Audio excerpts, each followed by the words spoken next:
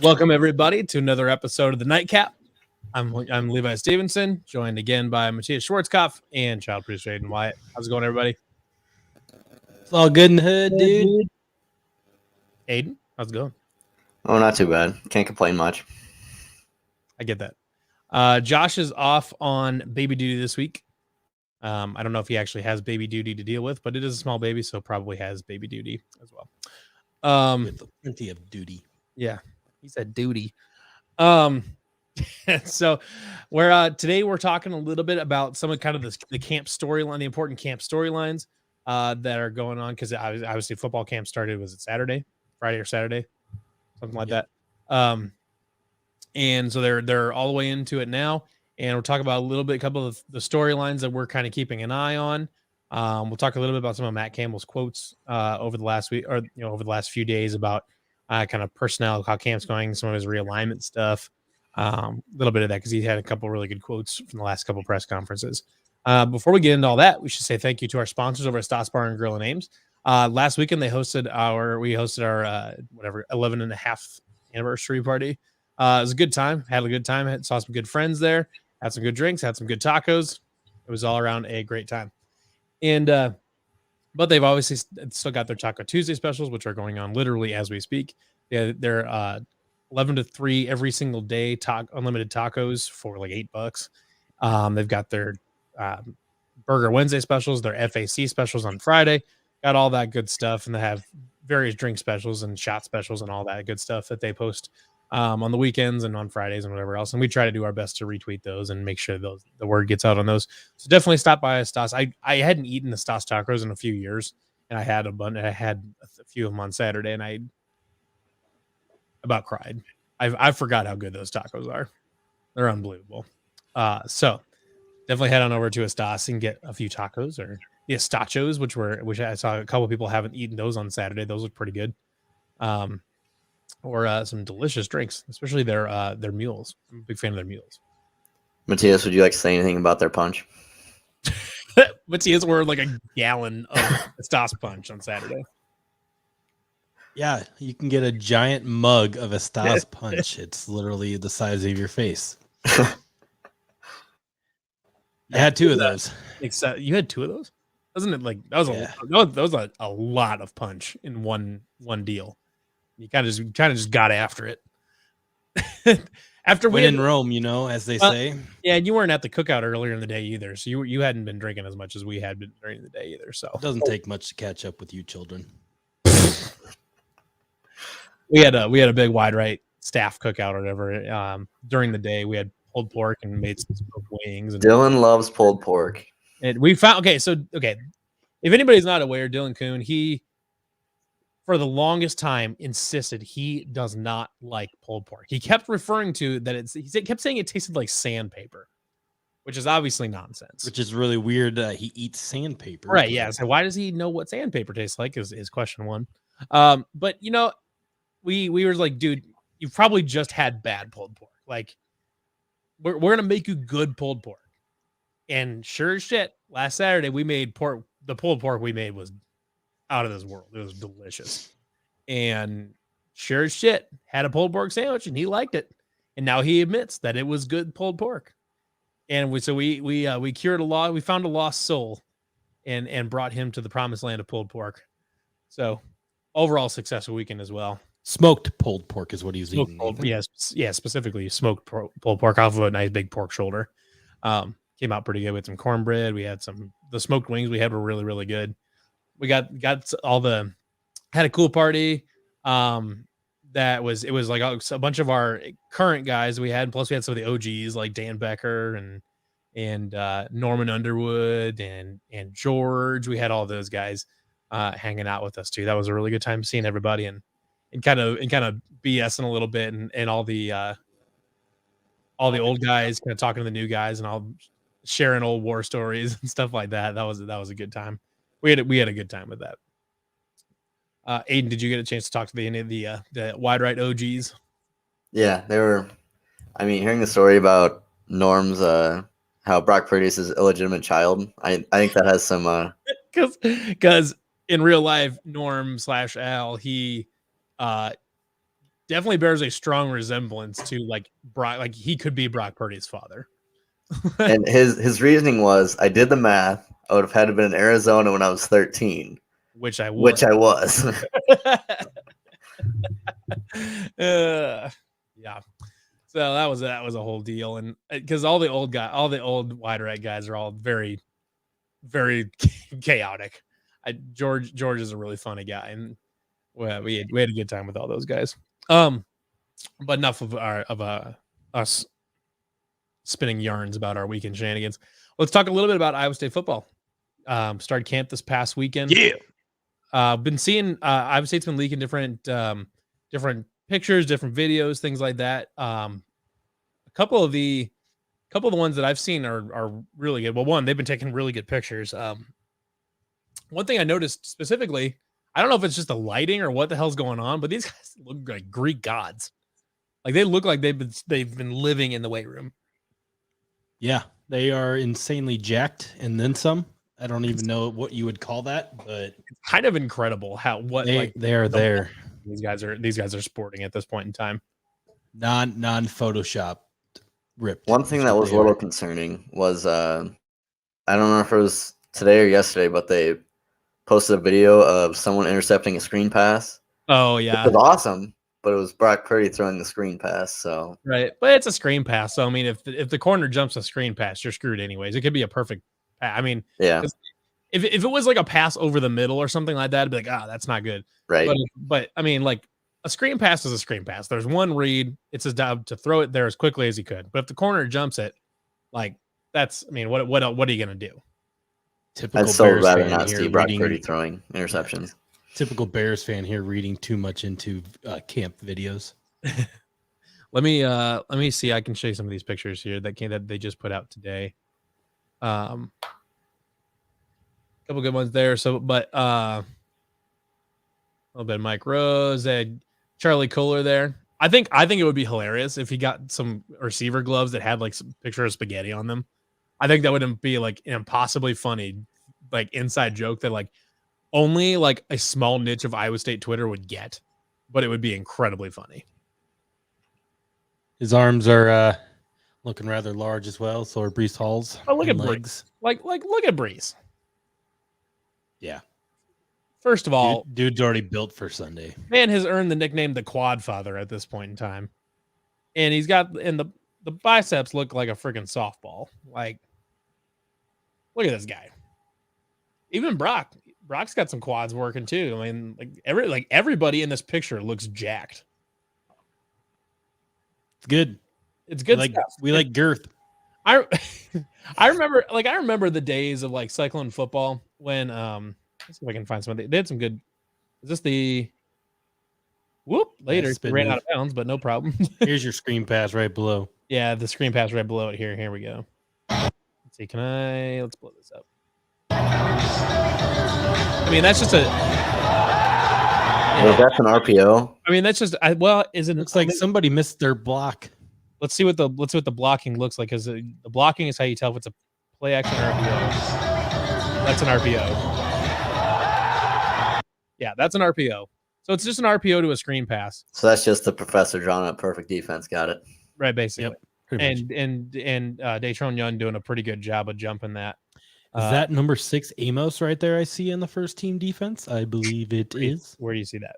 Number 6 right there. In this? Is that Amos? Right here, you mean? No.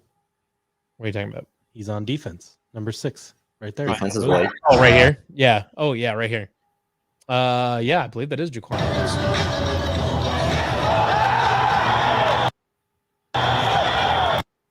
Yep, pretty sure that's Jaquan Amos. Who's 4? I don't know. Because you got right there, number 4. We look up on a roster who number 4 is real quick. Aidan. Yep. Where I wonder if that is that like Corey Settle maybe? I don't know. Yep. I don't Corey know. Settle. It is Corey Settle. Wow, look at me. Yep. Look at me go. But anyways, got some really nice looking clips. I want to see if I can find that Joe Skates catch specifically. I bet this is it right here. Yeah, this one. This is a really nice catch, and this is a guy. Yeah. That's a really nice catch. High points that baby. Datron Young. Sorry, man, got mossed. I mean, that's a nice play from Joe Skates, and that's a guy too that I mean, we've heard comments like we've heard like stuff over the last few years about, wow, he looks really good in practice. He looks great in practice, all this forever. That, but obviously we haven't seen him show up on the field. But you know, he hasn't really shown up. But you know, man, if he started realizing his potential that this season, that could really be kind of a game changer for the offense. Because now, not only do you have Tariq Milton back, but now you've got Joe Skates in there. So you've got two true outside receivers plus Tariq Milton in the slot. You got to really gonna need somebody other than Hutchinson to be the wide receiver that steps up every game. Right. Yeah, you can't. I mean, like Xavier Hutchinson's going to do what he's going to do, and he's going to get open. He's going to get probably 60, 70 catches or whatever it is, or 60 anyways. But like, you need to have a legitimate other receiving threat that's not just a tight end. And man, Joe Skates he's talented. He's athletic enough to do all that. But he's got to put it together. And that's been his problem. Like his entire career up to this point is not being able to put that consistency together. And really, obviously, you know, we saw we saw last year, we saw at Kansas, he caught that perfect pass from Hunter Deckers. He caught that. And then, he caught that touchdown against Kansas State too, which did a really nice job with his ball skills there. Looks like Matias might have froze up a little bit. Oh, there we go. I guess what do you guys? There's something weird. Matias is struggling through this right now. We're just gonna kind of. Aidan, what do you make of Joe State being good in practice, and what you're trying to see? You know, I think he's looked pretty good in practice for. Is this his third year, right? I think this is his third year on campus. So, I mean, he's always looked pretty good. Right. Always looked. He hasn't really gotten on the field much, I think, because of some off-field stuff. But I think another year within the program is definitely good for him, and I think he'll be more mature this season, and hopefully that'll show up in the stat sheet. Right. Matias, are you like connected enough to be competent here? Apparently, my internet connection is going through a deep woods in Arkansas really quick, like just taking a straight detour, and I don't know why. Well, what most people don't know is Matias is actually doing. This is a semi-trailer he's in. It's just made to look like his basement, and it's just a semi-trailer that's just hauling him down through the backwoods of Missouri right now. He's just running. That would be my luck that I ended up in a semi-trailer, and I'm like being held captive by like Kirk Ferentz or something. Brian Ferentz. Brian Ferentz. Or Brian Ferentz. I don't want to kidnap anybody. Anyways, the Mitchell Trubisky brigade has captured me, and they are holding me captive and making me say nice things about him until I get released. The Mitch Mafia has captured Matias.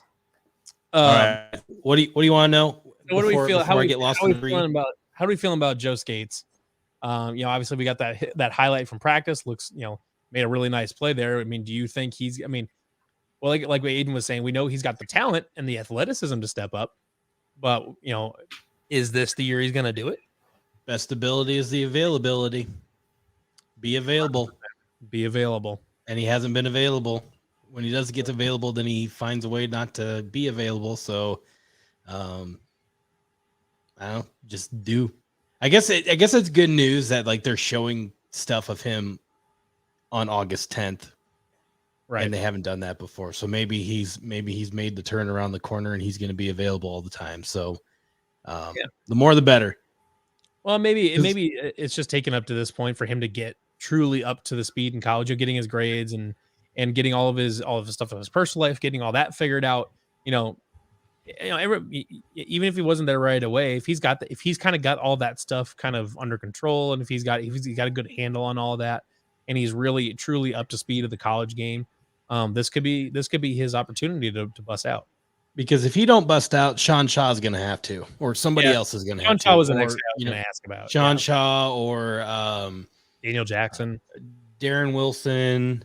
Yeah, Darren Wilson. The list could go on and on, but there's going to have to be somebody other than Tariq Milton and Xavier. Well, let's just say Xavier Hutchinson for the fact of the matter, because Tariq Milton's got to be available too. Milton wasn't available last year either. So somebody else is going to have to make that where they can at least get 40 catches somewhere else, because it can't just be Charlie Kohler and Chase Allen snagging down. I mean, 3 tight ends is great. Whether Easton Dean's the other guy, but you got to have some wide receivers at some point in time to stretch out the defense wide rather than condensing just straight up the middle. Well, and to me, if you could have Tariq in the slot as opposed to outside, that's a huge advantage. I mean, you'd rather have his quickness and his quick change of direction. To me, you'd rather have that in the slot than just sending him on 9 routes on the outside. Well, I mean, it's kind of similar to what they did with Landon Akers last year. Yeah. Sent him in a lot of motion and that kind of stuff, got him all over the field. And I'm sure Tariq will do a similar job to Landon Akers, if not better. So I think it'll definitely be an advantage to have him in the slot. If they can connect on some deep passes and Brock Purdy's arm strength is up to par this year and they have somebody other than Xavier Hutchinson connecting deep passes, Breece Hall's going to run wild. Yeah. Like insanely wild. So it's just there's who's going to do it? Yeah, there's too many weapons on this offense at this point that if all of them are doing their job, there's really not a good way to slow Iowa State down. Because either I mean, even if they can take away the passing game, well, now you have to deal with Breece Hall, who can just body punch you into oblivion for 4 quarters. Because Breece doesn't slow down as the game goes on; he gets better. Yeah, and if Breece goes out, then you got Jarrell Brock coming. Yeah, in and then he probably runs harder. I don't know. I'm not doing this. I don't want to give him any more publicity than this, but that Big Game Boomer account, he tweeted out the best running back duos in college football, and Iowa State was not in the top 50, and I was like, I think it's just probably because of the relatively unknown commodity of Jarrell right. Brock, I think he's saying it because Breece Hall, he thinks he's a one-man show kind of thing. But I was like, dude, you got Breece Hall, and then behind him, you got another 4-star running back. Like, come on. Yeah, Jarrell Brock didn't really get things down pat until, halfway through the season last year, and then he started being the third down guy. So I think he's got a chance to be like big. You're going to see a lot of him this year. I think so too. I think it's 3rd and short and stuff like that. If Breece Hall needs to come out, you're fine with sending Jarrell Brock out there on a 3rd down and letting him just pile drive through somebody. Don't be surprised you see both of them on the field at the same time. Absolutely. A split backfield or something like that. Running like 22 personnel with just Xavier Hutchinson on the outside. I mean, nice big power formation. Oh yeah. All of that. Yep. Like Breece Hall lead blocking for Jarrell Brock would be something to see. Oh man. I couldn't even imagine wanting to be if I was like anything smaller than a defensive end, I wouldn't want to meet either of those guys in the open field. But like a couple of people have been commenting too, is that, if Joe Skates doesn't put it together and doesn't finally claim his spot as a starter, there's too many guys waiting behind him that can come up and snatch that. Daniel Jackson played really well. He got some snaps. He got some targets early in the season before he broke his foot. And assuming Daniel Jackson is 100% ready to go, Daniel Jackson's waiting there. Or you've got Sean Shaw, who's, totally different player than pretty much everybody else. I think that's just been the theme of the entire camp so far, because it's been a relatively uneventful camp just based on, nobody's hurt, nothing. Right. Knock on wood, but I mean, there's no you guys need to meet this, there's expectations, but it's like you had a good year last year, like how you get it. But other than that, it's been relatively boring. And the theme of camp is, okay, we're deep everywhere. And whoever doesn't show up to practice, you're going to be riding the pine pretty quick if you don't. Yeah. At every position. They've built so much depth at this point that nobody is safe. Like, even if he was playing poorly enough, even Brock may not be like 100% safe. Like, just because they've got Aiden Bauman and Hunter Deckers back there, and obviously Hunter Deckers has snaps, and his snaps have been very good snaps. So like in the case if anybody's the safest, though, it's going to be Brock. Well, if anybody and Breece Hall, the safest is definitely Brock and Breece. But if Breece is having a shit game, you can put in Jarrell Brock and ride the hot hand, or But like now we've seen, obviously last year, like in Baylor, when he threw three interceptions in the first half. If he's not coming out, then he's probably not coming out. But but if he did have to come out for whether it's injury or whatever, like Hunter Deckers he has shown he's capable of coming in and doing some really good things. So, it's a testament to how much depth they've built on this roster that there is there's almost nobody that is safe. That playing bad is not going to, you're not going to be able to stay in the game if you play bad just because there's nobody behind you. Like, kind of like you could do when, in the during the Paul Rhodes era, where they were one deep and that was about it. Speaking of depth, let's talk about the Hogs. The Hogs up front. Let's do it, because Matt Campbell had an incredible quote that got me very excited. He essentially, I'd have to pull up the exact quote. It came from Rob Gray's article over. It's like Basically, he has 11 starting off. He has 11 guys that they would be fine with starting, like any of those 11 guys that they could start on the line. So here's probably going to be your 2 deep, right? So I don't honestly, I don't know who like the backup center is going to be. That's basically the only hairy thing. I think here. Daryl Simmons can slide over and play backup center. I'm pretty sure. I that's kind of what I was going to go with. But so left tackle, obviously, this is the I guess there's an unfortunate thing for people coming back, like Grant Triber, right? Left tackle. Right. I remember you were really excited when we brought him in. And Sean Foster didn't have a very good first 3 years in Ames, up and then way down and then really up last year. Right. So the unfortunate thing for him is that Sean Foster came back, which is good for us, but also bad for Grant Triber, because Grant Triber is going to be pretty good. So he'll be starting offensive, left tackle day 1, 2022. But so you're 2 deep at left tackle is going to be Sean Foster or Triber. Left guard, Trevor Downey's back from his foot injury. And then Jared Hufford, I think that's how you say it. Center, Colin Newell, Daryl Simmons, or somebody else, whoever. They'll probably find somebody else to be behind. Did Schweiger get some time at center like 2 years ago when Newell was hurt for a game or 2? Probably. I think Schweiger did get some time at center. I think Schweiger can play literally every position on this offensive line, or has at some point, besides left tackle. Maybe left tackle, yeah. But I know he also played. People forget he played right tackle one game last year, or for 20 snaps in the Fiesta Bowl. No kidding. I didn't catch that. Yep. So Derek Schweiger's there.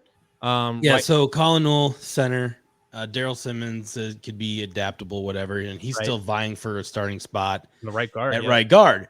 So that the whole right side of the offensive line is where the intriguing stuff is going to happen in camp, right? So Derek Schweiger, Daryl Simmons, both played last year after Colin Newell got hurt. Both really good. As we've seen, Daryl Simmons was all freshman team. Schweiger, I think, got honorable mention, or all, I don't even know how you say, whatever. It doesn't matter. So he got in that. So he obviously 2 guys that can start, play. Everybody's comfortable with it. But then you go right tackle. You got Jake Remsburg and Joey Ramos.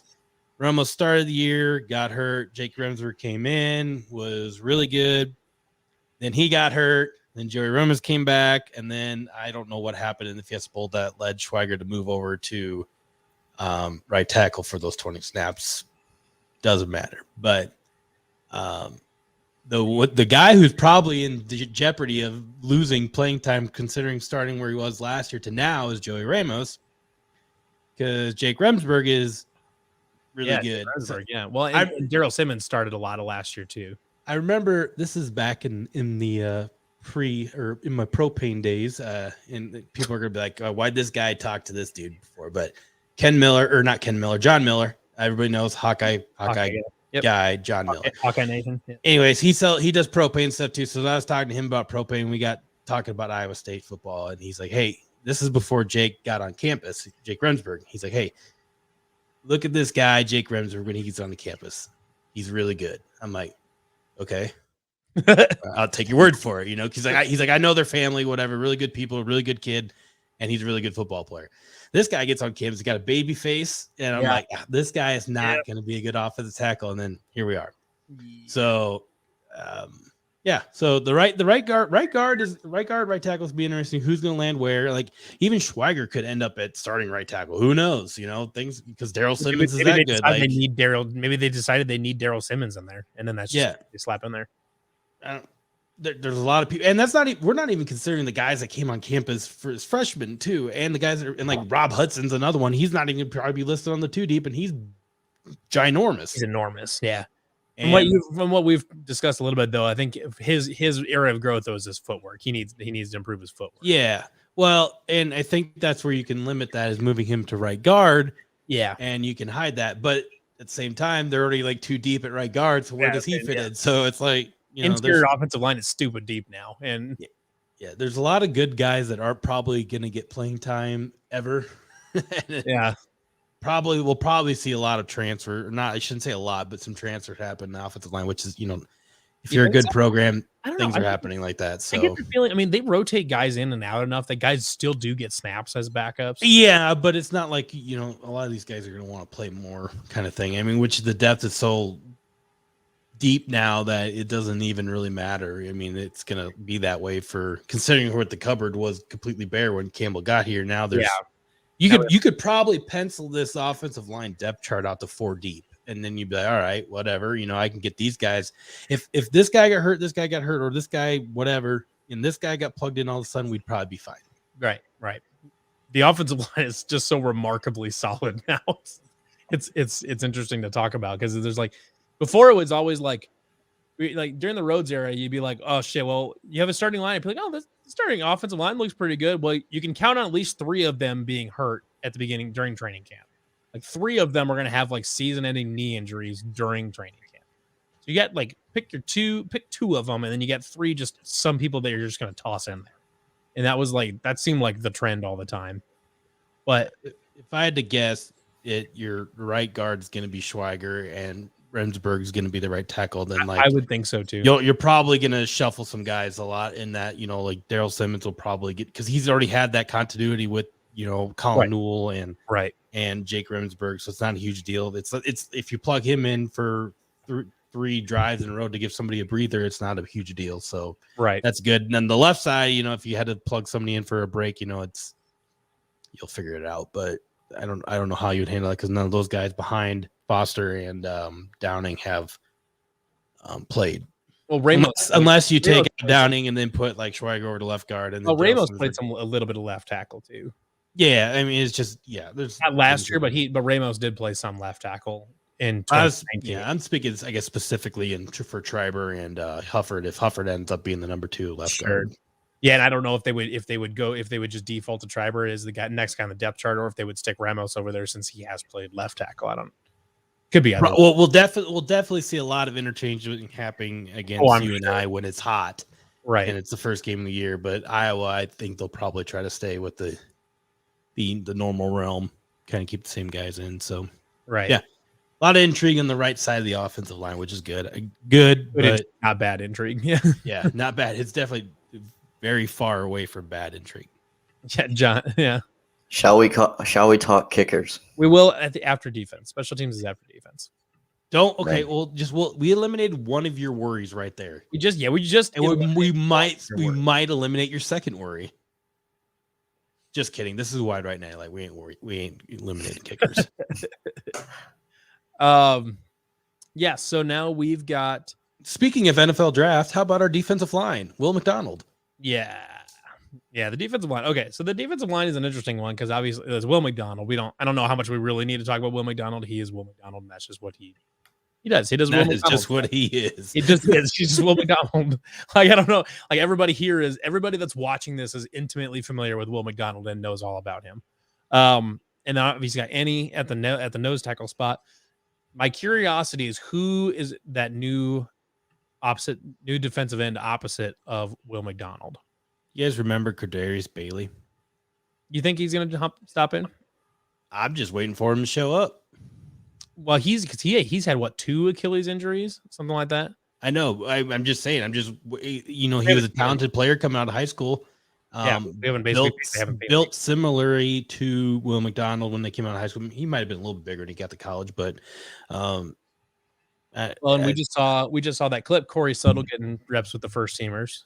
So I don't know. That's a name I would imagine we're going to see somebody pop Cordarius Bailey pop in there, and then you got Zach Peterson. He's had Peterson's the one that he's played a ton of snaps.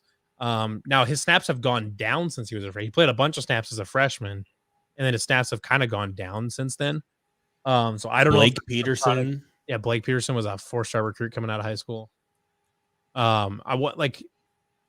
Corey Suttle, which we've already mentioned. Specifically Zach Peterson, though, I'm wondering if did he truly just get kind of start losing snaps to Will McDonald, or was it? I think so.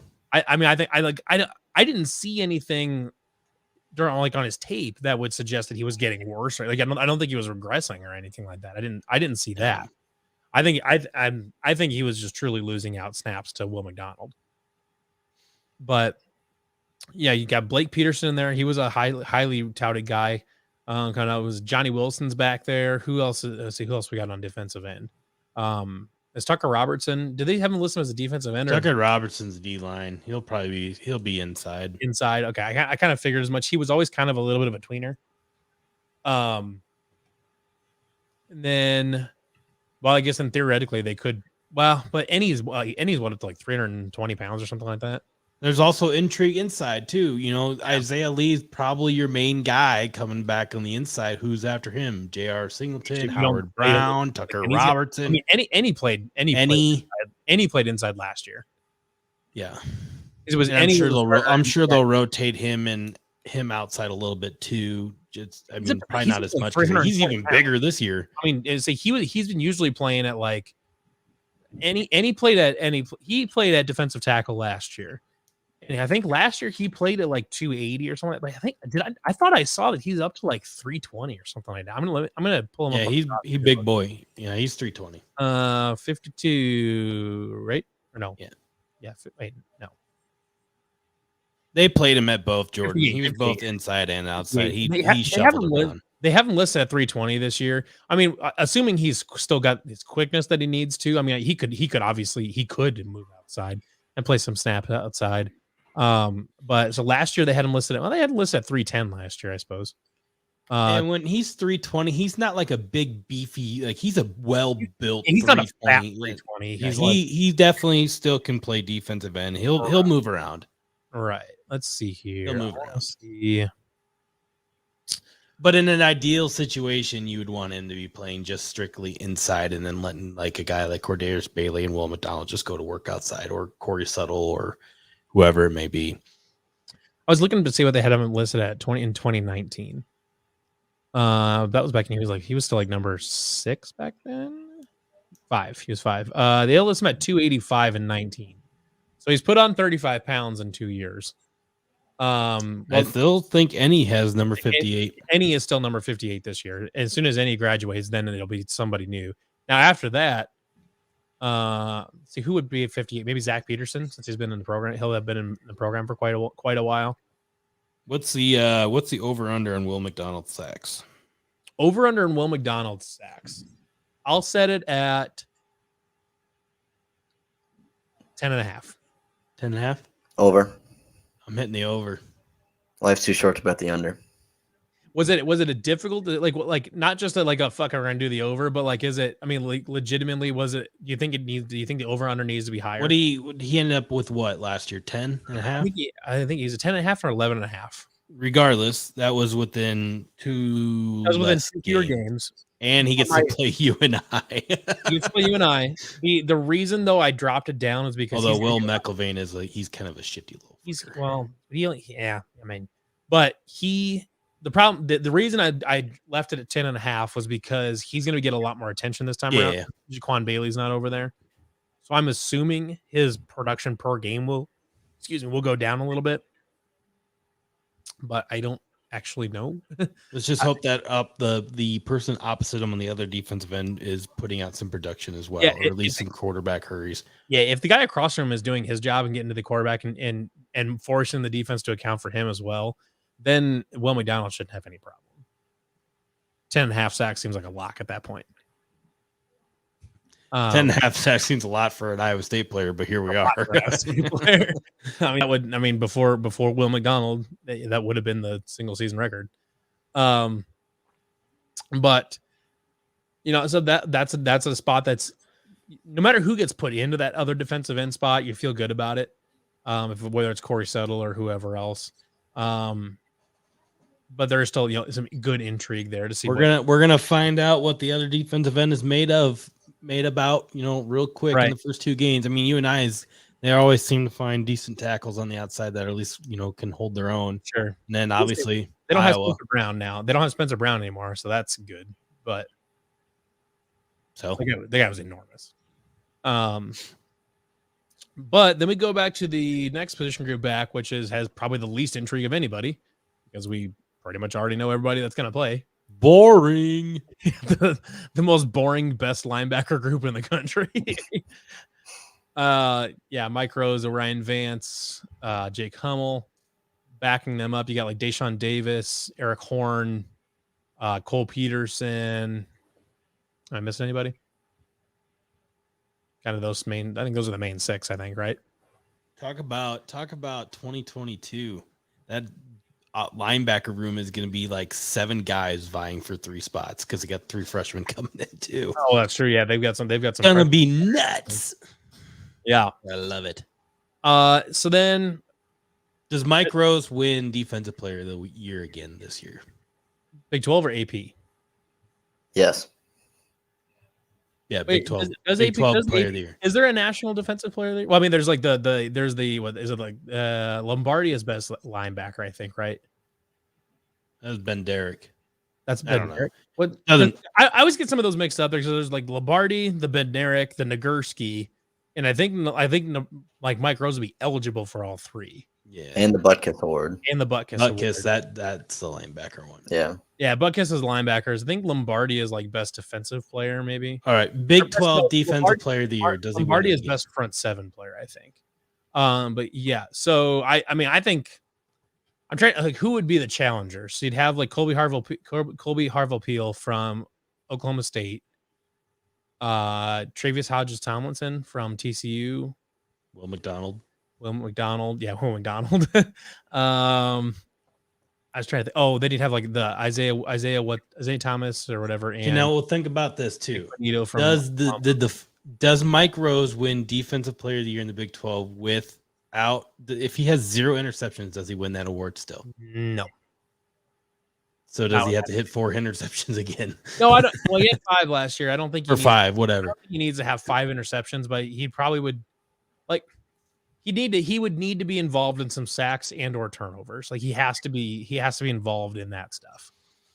So there you go. Bednarik is the defensive player of the year. So there you go. And also, there's no AP Defensive Player of the Year. Yeah, it's not AP. It's just College Football Player of the Year. Right. Yeah. That's what all like the named awards are: the Bednarik, the Lombardi, the Nagurski, and all that. That's what those are for. I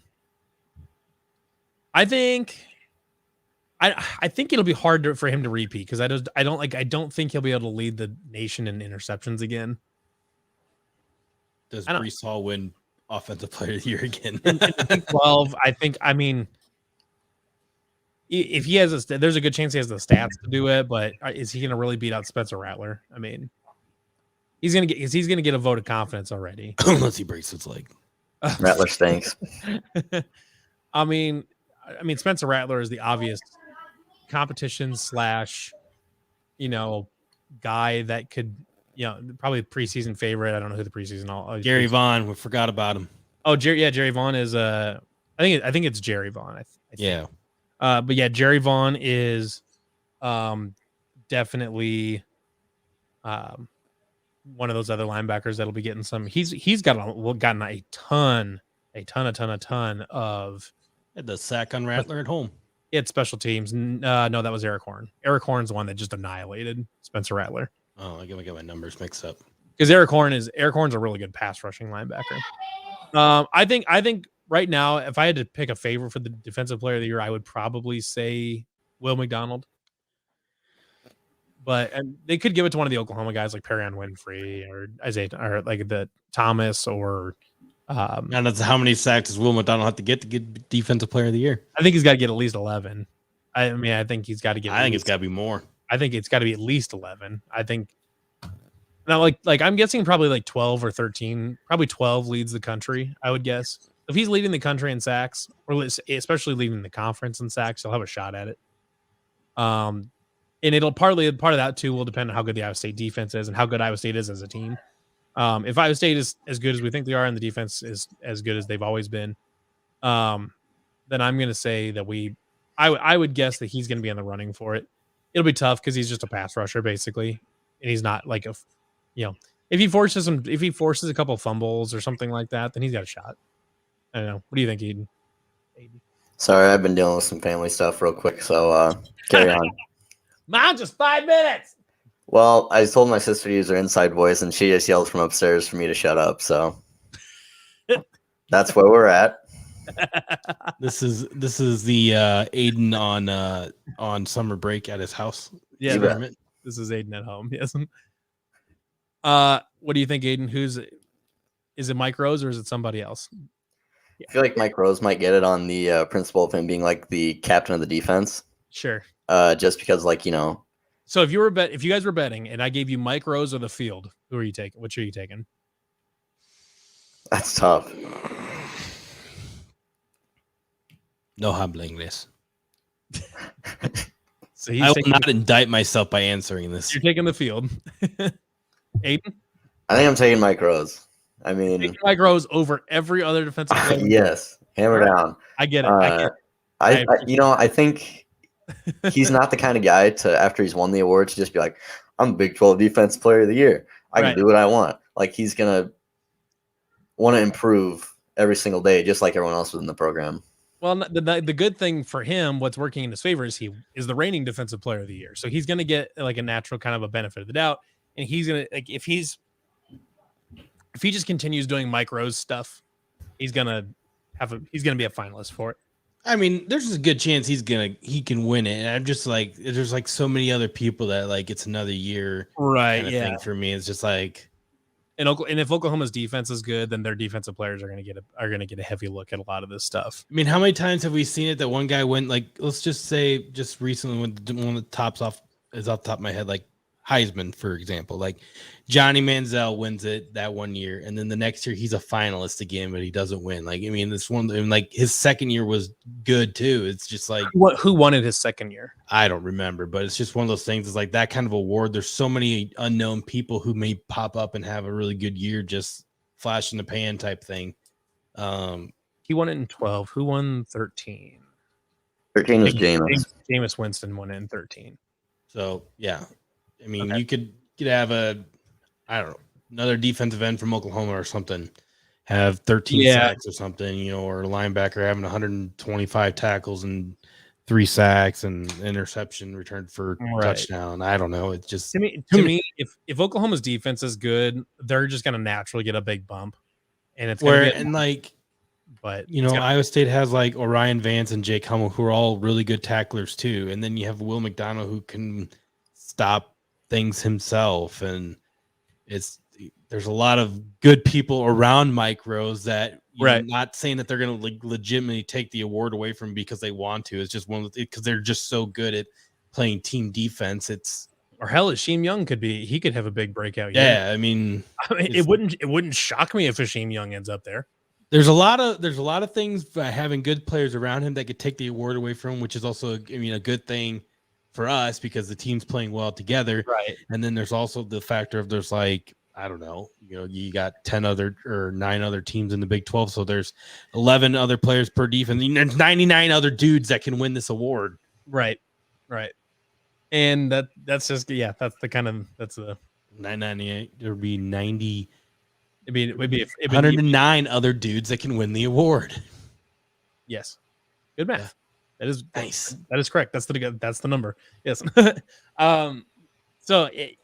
There's a lot of guys out there. I would say he's got a head start by being the reigning defensive player of the year, but he's got to have another really, really, really good year. Because I really think that if Oklahoma's defense is good, I think they're going to get an undue bump. Even if they are like legitimately good, I think they're going to get more of a bump than they probably deserve just by the nature of Oklahoma's defense. Well, now they're an SEC defense, so now they're good.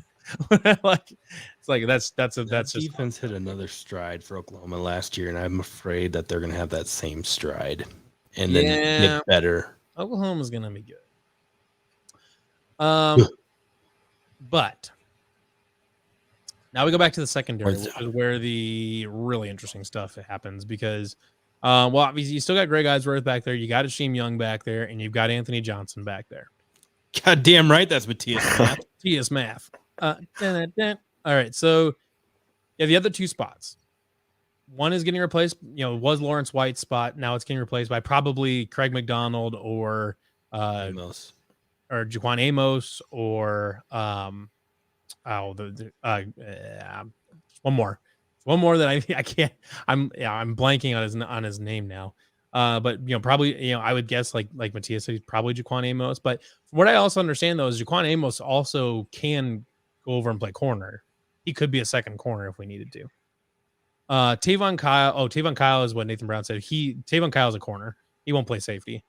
Yeah, so corner. I'm glad you said that because the right cornerback spot is a problem. Yeah, Datron Young, Tavon Kyle, or maybe TJ Tampa. Kimani King gets some time there. Like Kimani King got a bunch of time as a freshman, but I think that was more out of necessity than because he was just Tavon Kyle. So Tavon Kyle started as the starter last year, and then saw his snaps drop. Datron Young kind of jumped in there, and is what it is. So I don't know where they does TJ Tampa, can he play right corner or they want him to be left corner? It doesn't really matter at this point. Probably not. Corner to corner. Yeah. I mean, Datron Young, Tavon Kyle, there's going to probably still be there vying for the spot. Then I guess the name that they've been saying around is Michael Antoine. Yeah. There's that TJ Tampa. So there's 4 guys they could. Basically that spot is up for anybody that wants to take that to take the grab the horns on that spot. It is literally the weakest spot on our defense. It's the weakest spot on the entire team. I mean, like by a wide margin, I think. Especially as far as starters go. All I'm saying is they better get it figured out before Oklahoma.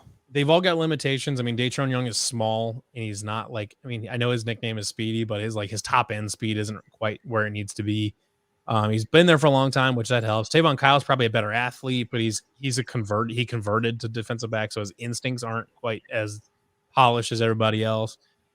Michael Antoine hasn't played a lot of snaps, so there's an experience there. TJ Tampa is probably the best athlete, maybe he might be the best athlete on the entire team. But he is really young and he's got to be refined. TJ Tampa's probably got the highest ceiling of any of them, but he's got to get it all together as far as being consistent, and he's got to get the mental part down, get the scheme down, things like that. So it's anybody's that wants to jump up and grab that spot. I from what I can tell, I can't. I don't like to rip on players or anything like that, but right. Just real quick, it's just if Datron Young is taking the bulk of the snaps, we're in trouble. That's it. He's gonna get. That's all I'm gonna say. He's gonna get picked on if Datron Young is the starter, and he hasn't made a significant jump forward. He's gonna get picked on, and it's just what it is. He's small, and if you're that small, you need to be like an incredible athlete, and he's a good athlete, but he's not like a. And don't get me wrong, he has made some good plays. Yeah, there's been bright spots. But there's also been a lot of. He's also gotten burned a lot. Been a lot of him looking around, where am I kind of moments. Mm-hmm. Wish he would have been doing that a little bit on that punt return. At least looking. That's what he was doing on that punt return. Where am I? I would argue he wasn't looking. He's just running, and that's what he was doing. That's where he's running. He's like, I didn't know where I was. I was just running. Get out of there. That's precisely, yes. So that he needs to take a big step forward in that stuff. I think Mason Chambers. Would you say Mason Chambers for your safety? Is that who you're trying to think of? That's who I was trying to think of. Okay. Yeah, Mason Chambers and Craig McDonald were the 2 guys. They were young guys that split.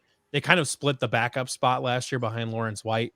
It's probably those 2 and Jaquan Amos, I would guess, are probably kind of the lead dogs to take that spot, to take Lawrence White's spot. Because I'm assuming Greg Eisworth will probably stay in the star because he played the star last year, and I'm assuming he'll stay there. And then Isheem Young will be that free safety up top. It's that second corner spot. Wait, I thought. Did you say Isheem Young was star? I thought Isheem Young was star. I think they have Isheem Young playing high. I think he's a high safety. I'm pretty sure he's either the strong or the free safety. I'm pretty sure they generally like to keep Greg Eisworth in that star spot. Now, when Greg Eisworth leaves after this season, I would imagine that Isheem Young will slide over to that star spot, and then one of these other guys will take the high safety. But because Isheem Young played high safety last year. I mean, the star isn't back there to pick off that deep pass against Oklahoma. That's deep. That's a deep safety. Yeah. And the thing about putting Eisworth at star too is it's nice to have kind of a veteran guy there Right. really you need to knows have a really, everything. really smart guy at Yeah, not that Akeem Young is Not not that he's smart, yeah, but right. But Greg, I mean, Eisner's been this there is for his 5 years. this is Eisworth's what, 6th season? It's his 6th season in college, and this is his 4th at Iowa State. So, like, he's been here forever. I mean, yeah, you want Greg Eisworth at the start. I would, it's that second corner spot that's the worry point for me, and that will be throughout the whole season until someone steps up and takes that spot. I mean, there were times Datron Young has shown flashes, Tavon Kyle has shown flashes. I would argue probably more flashes than Datron Young, but there's also been times he's gotten beat. TJ Tampa is young, but he's an incredible athlete. If he's got his stuff together, I would my money would be going on him eventually taking that spot. But you got to think that they're going to try to find a way to put him on the field, though, wherever it's at. TJ Tampa, yeah, he's a good enough athlete that if he's like even kind of got his shit together, you almost got to try to stick him on the field somewhere back there. You'd think, like, even if you put him at safety and you put Jaquan Amos at the other corner spot, because I believe at Villanova he played corner. I don't think he was a safety. I think he was a corner at Villanova, and so he's got experience over there. So, someone's got to step up and take that spot. And if someone can step up and own that spot and be a very good corner over there, then I mean, there's no holes left in that defense. There's nobody to pick on anywhere. So that's what I need to see. That's the spot that I need to see someone step up. You know what else you need to see? Touchbacks. We do need to see touchbacks. And per Matt Campbell, we may be on the way to seeing some touchbacks. Because apparently, talk about Nathan's favorite position, the kicker. The legend of Andrew Mevis continues to grow, of him having an absolute cannon of a leg.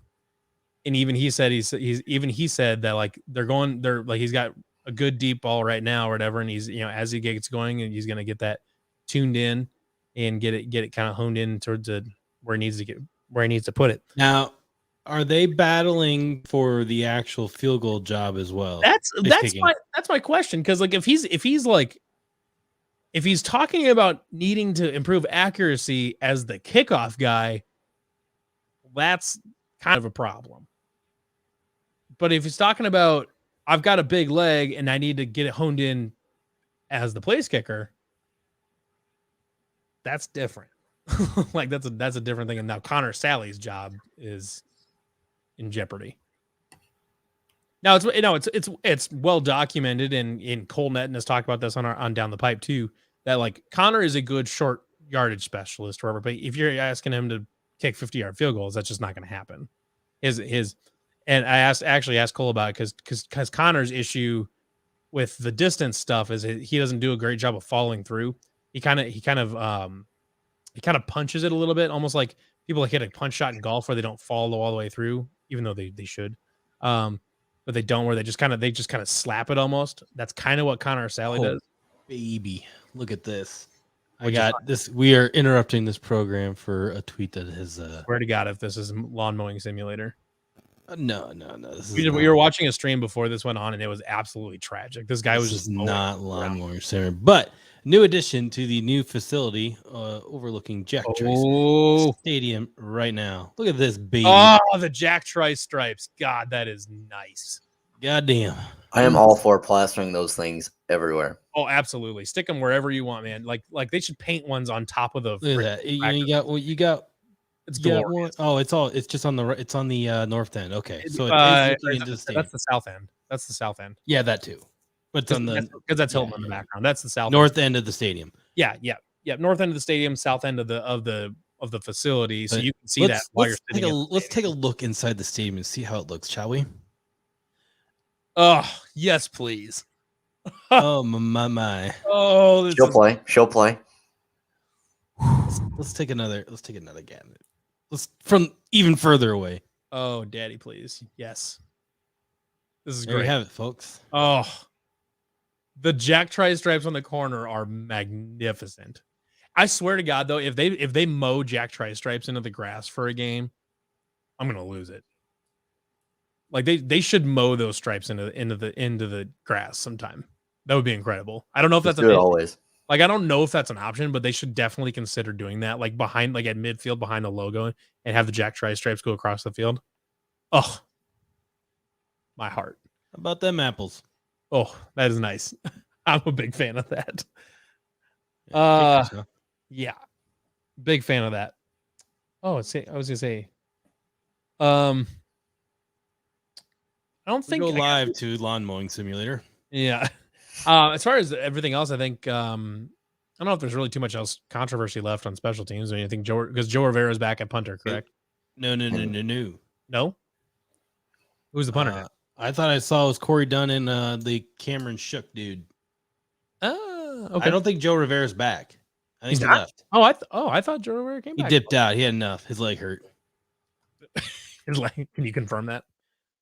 No, but His leg. if Corey Dunn is dude, that punts, I was not worried about Joe Rivera whatsoever. But if No. Corey Dunn is out there Corey Dunn kicking and balls as Cameron a punter, Shook. I'm gonna be worried. Yeah, Corey Dunn and Cameron Shook are the two punters currently listed on the roster. Andrew Mevis is actually listed as a place kicker / punter. Okay, So- well, just put him out there. I don't even care at this let point. this I dude- just don't let this want dude Corey kick up- Dunn. God Let this dang. dude kick every football. I don't give a shit. Corey Dunn worries me a little bit. It's not that I don't believe in our 30-year-old punter, but or what? Let's see. Is he 30? I can't remember. He's close to that. He's old enough. He's old enough. He is. I was trying to find his. Born October 1992, so he's 28, or he will be 28. Or sorry, he is 28. He will be 29 this year. So yeah. The problem with Corey Dunn though is that he does that rugby style, and I hate the shit out of that rugby style punting. Amen, I don't like it at all. But anyways, I think that's about all we got for training camp stuff. Well, we might as well talk about Roy Walling. He's going to be the special teams king once again. Yeah, Rory Walling's continue to be the special teams MVP. That's Maybe he'll be the punter. maybe Rory Walling will be the punter. Oh yes, you're wearing your Rory Walling process shirt. Is that the one? Oh yeah. Very good. And I've got my Jim Laundry Flute toe shirt. My Steel Jance shirt on. It's excellent. It's really nice actually. I actually just got like all of. I think I've got all of them now. All of our Bad Kick player shirts. I've got the new AHF Farmstead logo. I've got that. Got Steel Jance. I actually got a couple product tests in the mail today. One of them is a Camelback clear water bottle that's got a wide right and an AHF logo on it. I've also looked at some like bigger posters, and then I've also got You need that example. poster with the Matt Campbell quote about Oh yeah, we were talking about that. Yeah, I need that. yeah, I know what you're talking about. The I know what you're talking about. And also be on the lookout for touchback towels. Touchback towels, you bet. Those will be we'll definitely be having those. It's kind of our version of the rally towel. Yeah, we'll have touchback towels for sure. So, you guys got anything less to talk about for training camp? Don't think so. I don't think so either. All right. Do we want to do our normal games? If you got questions, I'm down. Do you got questions, Aidan? Oh yeah. All right. Let's do old heads, new trends first. All right. Let's do it. All right. Old heads, new trends. Ready? Let's do it. Who is the rapper that passed away in 2019 and then released the album Legends Never Die in 2020? Mac Moore. Mac Miller. Mac No. Miller. Yeah. It's not Mac Miller? What? No. Oh, I'm out then. Died in 2019, released an album in 2020 that says Legends Never Die. That was the album name. Well, yeah. A rapper? Yep. I don't know. Is it that Tekashi 6ix9ine? No. No, is he dead? Or is he I alive? don't think so. No. was just in jail. Nation. Well, who was it? It was Juice WRLD. Oh, Juice WRLD dead? Yeah, he one of the songs from the album was, I don't know if you remember the ESPN commercial, that his song was like the college football song last year. Oh. Yeah, nope. I mean, I've heard of Juice World, but Next. I he was dead. Yeah. Next. All right. Ready for finish the lyric? All right, let's do it.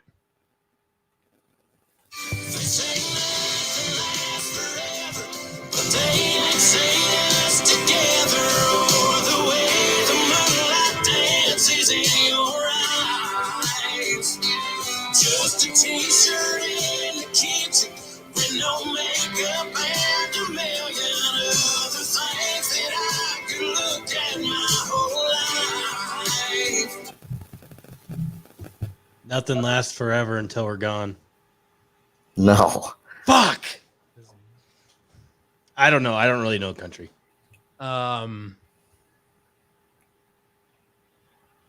All I can think of is I think it's a different song. I don't think it's that song, but it's like I don't want to start a fight. I'm up for anything tonight. The guy with the big red beard singing Something like that. But Yeah, Luke Combs. yeah. Luke Combs is good. I just can't think of the lyrics to that particular one. Got anything? No, I got nothing. All right. What was it? It'll play the whole thing. Nah. You skip part of it? and we've been copyrighted.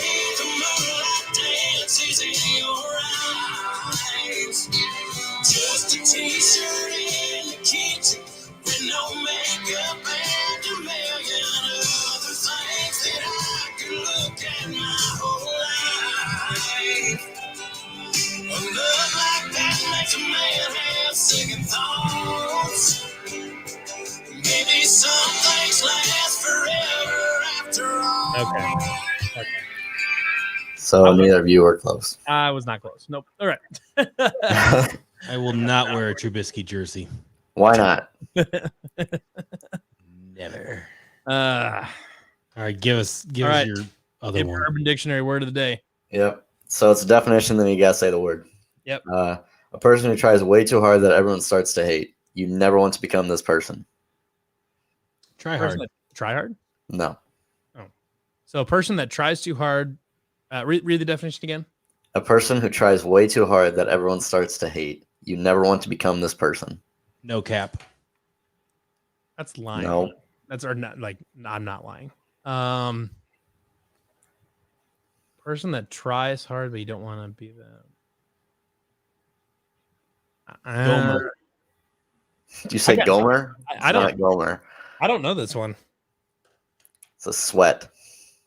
Oh yeah, sweaty. Like Fuck. it's like people like I hear it like I've seen it mostly like with like Call of Duty or sports games. We used to always do it during like an algebra class or something. If someone was trying way too hard, we'd throw deodorant at them or something. That way people like say like, I'm sweaty right now. It's like people that the sweaties that are trying way too hard or they like I know what you're talking about now. Okay, that makes sense. All right, well we got 0 out of 3. We got all of those now. I'm in protest right now. All right.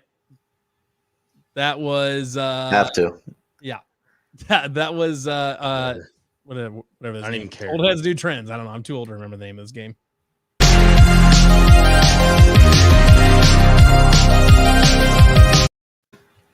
All right.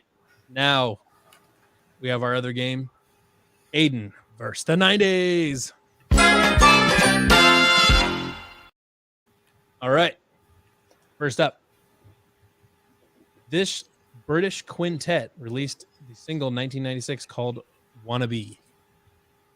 Spice Girls. It is the Spice Girls. Good job. Nice. Nice. I know stuff. All right. Next up. Hold on. I had lost my thing. Okay. This show, this 1990s TV show, featured among other things, the love entanglement of the main characters, Corey and Topanga. Oh, Boy Meets World. Nice. It is Boy Meets World. Topanga. Yeah, apparently I need to find harder ones. All right. Let's see. Should I do a sports one or should I do a pop culture one? Matthias, what do you think? Give him a sports one. Sports one. All right. Let's see here. I had a couple of them set off to the side here. He's already got kind of a pop culture one knocked down already. Yeah. Today. Two pop culture ones. So No big deal. All right. In his final Olympics ever, this athlete set he won his 4th consecutive medal in the gold medal in the long jump and set the 100-meter world record. Carl Lewis. It is Carl Lewis. Let's go. 3 for 3. Damn. Nice work, Aidan. well, he really dug deep for that Carl Lewis there. Yeah. Damn. Nice work, Aidan. That might be the first time I went 3 for 3. Now, let me ask this. Why would you remember Carl Lewis, or what made you think of Carl Lewis? I guess, like, how do you know My Carl thought Lewis? process behind that one? Yeah. So basically, there's an episode of The Office when Michael runs by the speedometer thing. Yeah. And he says, "Beat that, Carl Lewis." Yeah. And Carl Lewis was the first old track athlete that I could think of. And yeah. Fair enough. Oh, use The Office to get the question right. I love it. Well done. Went from the 2000s to beat the 90s. Respect. Like, that was, you just dunked on us today. That might be, I think I peaked today. It's all Blind downhill from here. squirrels find nuts every once in a while. Yep. Yeah, well, you found 3 of them. Yeah. Yeah, so that was Aidan versus the 90s. Aidan absolutely clowning us. Jordan was asking about recruiting updates. We were last week when we were going to talk about recruiting, it was mostly just kind of looking at the 2023 class that I would say kind of has rock and rolling right now, or kind of like where it's looking, or what, or is it, or I think 2022? No, 2023. 2023 class, they're in good spots with a lot of people, but I think there's a little bit of apprehensions out in the world right now with the conference realignment. So Right. I think if anybody who you look at the 2023 class that they've thrown offers at, or has them in their top 10, top 12, whatever you want to call it, top 5, they're going to be in good spots with. And that's why, we talked a little bit about last week is kind of how fast conference realignment going to take in for the love of God. I hope it's quicker than not, just for this kind of thing. So now, and one of the main things I wanted to talk about too was Iowa State's quarterback targets for the 2023 class, because there's a pretty sweet list right now that their top 2 are Iowa State legacies. They're both Cole and JJ Cole and Braden Dorman are both Iowa State legacies. Now, Braden Dorman's dad did not play at Iowa State, but he is an Iowa State grad. But Braden Dorman is currently sitting at a 0.93 as a 4-star, which is kind of like a low, almost a mid 4-star guy. And then you've got JJ Cole, who is currently unranked by he doesn't have a composite score. 247's got him an 87. I would imagine that number will come up a little bit, because he's got an offer. He's already got a Florida State, Iowa, and Iowa State offers, and he's gotten looks from Missouri, Penn State, and Wisconsin. I know he's been taking a lot of big. He'll probably plug into that 87. Then I guess they're waiting to see what his junior season looks like, and before they move him into a number. So yeah, I mean, just based on where it goes from there is be dependent on what he does for like Elite 11 and things like that. He gets invited. Right. It wouldn't shock me if he ended up somewhere around that 90 number. But we'll just see. It depends on what his season looked like and next year's camps and things like that. But I would say it's top 2 quarterbacks that if you land either JJ Cole or Braden Dorman, that's a huge win. Braden Dorman especially is a really, really nice player. He would slide in there. Aidan, you got something to say? Yeah. We need to speak this into existence here. Yeah. Aidan Proctor, Iowa State. Aidan Proctor, if anybody doesn't know, he's a 5-star offensive line prospect out of Southeast Polk. He is currently, I think he's a top 10 recruit in the entire 2023 class as of right now, if I remember correctly. Let's see. I can probably taking quite a few of unofficial visits. Well, on 247, he is currently listed as the number 1 in the state, number 2 at his position, and number 5 national prospect. And if I remember correctly, the last number I saw is that he has been on 7 unofficial visits.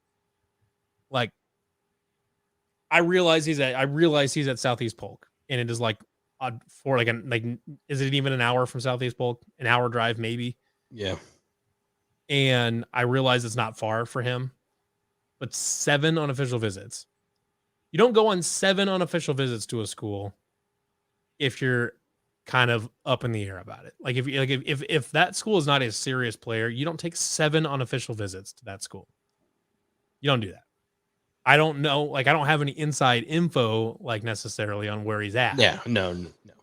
And this is, but like just I'm just reading the tea leaves. You're definitely thinking about it. Let's just say that. I'm definitely thinking about it, and I'm definitely not thinking about it. There's still a long ways to go for Caden Proctor. I mean, years. There's still at least a year, if not most of 2 years to go for Caden Proctor, and you're going up against Alabama and Ohio State. I mean, you're going up against everybody that matters for Caden Proctor.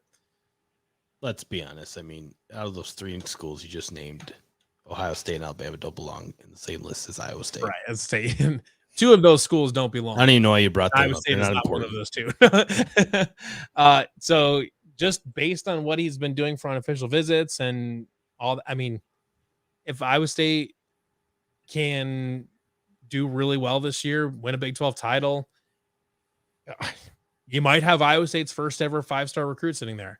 I don't know. Long ways away, but it's hard not to think about the possibility at this point. Yep. That's about where I'm at with it. That's about all the recruiting I was really planning on touching on at this point. Because it's kind of slowed down a little bit now that we're in training camp and guys aren't really coaches aren't going around visiting recruits or anything like that. And they're done with camp season and all that. So the recruiting news is slowing down a little bit, especially as recruits are in the midst of their own training camps, getting ready for their own high school seasons. But there's a reason to be very, very excited about the 2023 class.